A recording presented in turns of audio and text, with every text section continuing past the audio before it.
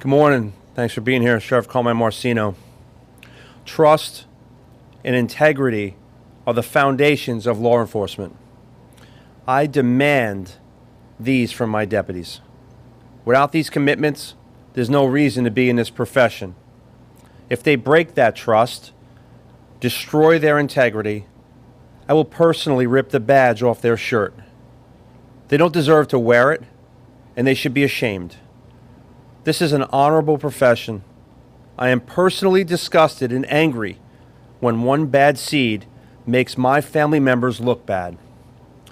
About 2 weeks ago, we discovered a snapshot of a Lee County Sheriff's Office computer screen containing sensitive information that had been leaked.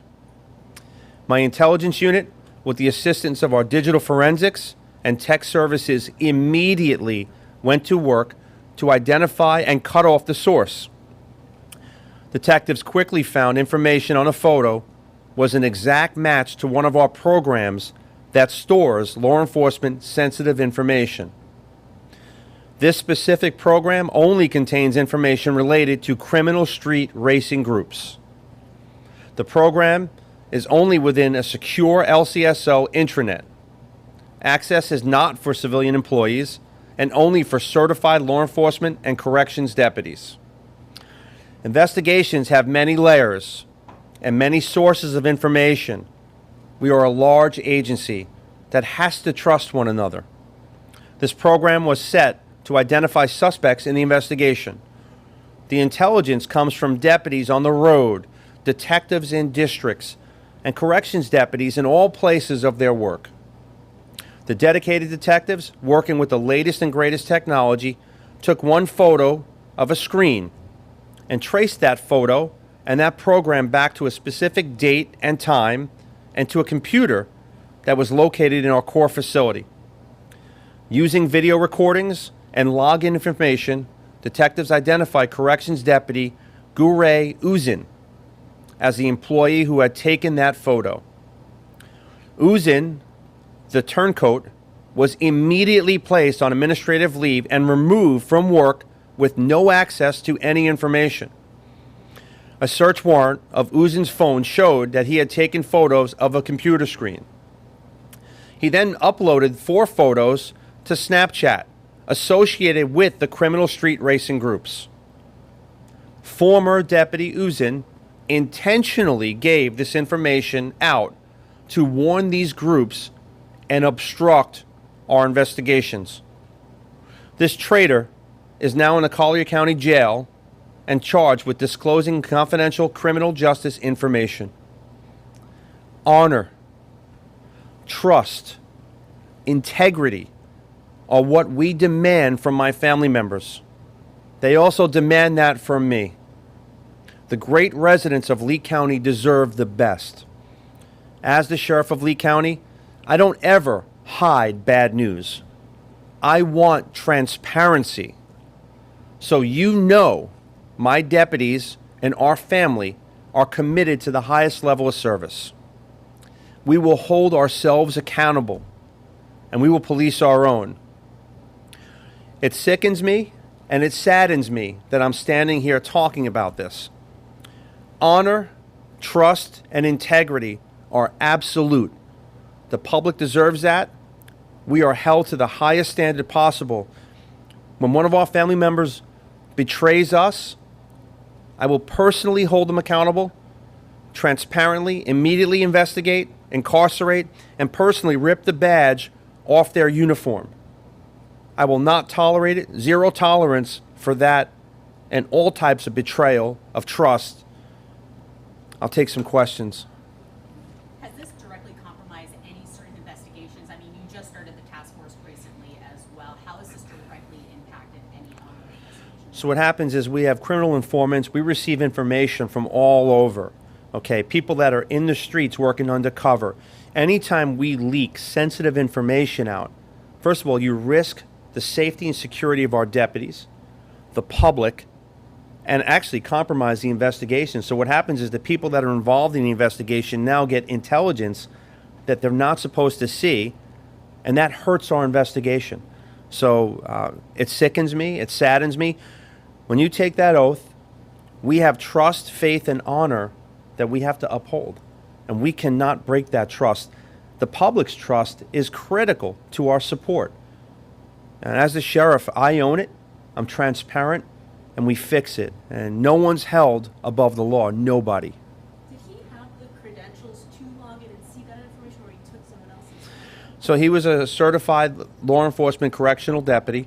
So, civilian employees were not able to see that, but certified employees were able to see that information. And again, we trust in them. Very sensitive information that they know, they take that oath, and they know that, what the rules are. And anytime you breach that, you risk people's lives, you risk investigations, and that's why there's zero tolerance. Do you know how many certified employees there are within the county sheriff's office? So overall, our employees are growing. In the sheriff's office, we're over 1,700, give or take. We're just probably under, again, it grows every single day. We have a waiting list, and I'm thankful for that to be in the sheriff's office, but it's give or take about 1,100. Is this connected directly to one of those street racing incidents that we've seen prior, and did it affect any of that investigation? When we had that horrific incident with street racing and people think that they could take the streets over, we're not tolerating that here in Lee County. It was all hands on deck, and the men and women of the sheriff's office did a great job. They adjusted their schedules. They worked continuously around the clock. Detectives, it was all hands on deck, and we we're making arrests. So that information that was leaked out did affect other people because that intel, is confidential. So when you leak that out, people get to see what we're doing and how we're doing it, and it's unacceptable. So I apologize to the public because we are held to a higher standard, but I can tell you this with certainty.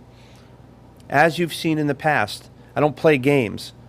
When I say zero tolerance, it's zero tolerance, not only for other people, but for us, but for law enforcement. We are held to a higher standard. When a person breaks that trust, the general public looks and says, well, how can we trust again? They paint with a wide brush. But one bad egg, one bad person is not going to ruin what we have here. Transparency, information received, we immediately investigate it thoroughly. And again, once we have probable cause, we arrest, and it doesn't matter who it is. When you take that oath and you get a badge, you cannot break that oath. You're trusted. You're trusted with confidential information. Zero tolerance, and again, he's incarcerated in the Collier jail. What was the connection between the deputy and this street racing group? Because you mentioned Snapchat, which means they had to be friends on Snapchat. Unfortunately, there are relationships that we can't control outside of work. But what we can control, and we do control, is the information within our work is not leaked out to those people. So there was some kind of a relationship where he felt comfortable enough to Snapchat confidential information. And that's why we stand here today. And it sickens me and it saddens me. So You why has mentioned he the, been? you mentioned the difficulties with managing that confidential information and how deputies, have control over what they post on Snapchat or other social media sites. You also mentioned that you're looking at 11,000 potential candidates. How does this incident heighten the recruiting, efforts or, the scrutiny? So our deputy here that's arrested, he's been with us for 9 months. He just got off field training, okay? And unfortunately, here we are today. He's now arrested, and he's no longer working with us. He's fired and all the above.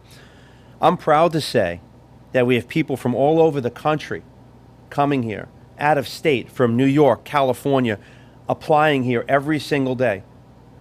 We are fully staffed. We're always looking for great people, but we have a waiting list to come to the sheriff's office, so it doesn't affect, our hiring process. We thoroughly vet our employees, a major process from medical, physical backgrounds, psychologicals, polygraphs, all the above. We're never going to lower our standards. Unfortunately, again, when an event happens like this, people paint with a wide brush, and we want people to understand that it's unfortunate this happens, but as your sheriff, I will never, never let this happen. When we receive information, immediately, transparently, we investigate, and I don't care who it is, we're held to the highest standard, and we will never break that trust. With the previous incident involving hot water, you mentioned that you removed the hot water. That's right. from the jail. How is this incident going to impact, are you going to force employees to leave their phones, their personal phones outside of the... So this incident, as does every incident, we sit back at an executive level, executive command staff, and we talk at every level about what we can do to always do better. How can we be more proactive? Can we prevent things like this? Unfortunately, when you have confidential information and you're a sworn law enforcement officer, you know what you can and can't share.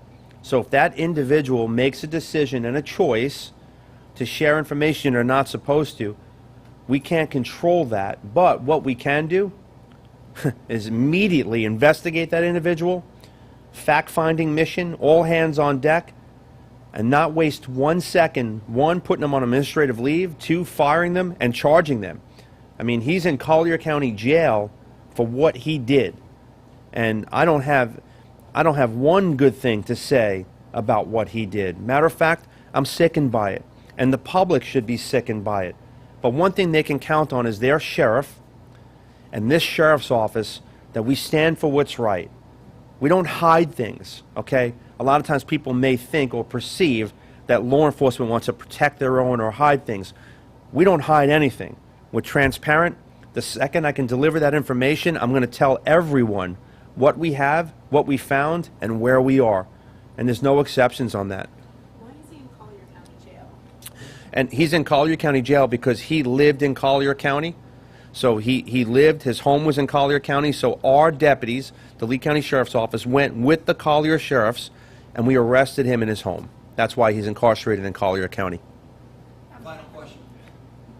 Does this make you rethink on who has access to this information? You have 1,700 employees. Do you think maybe there needs to be another piece of security level?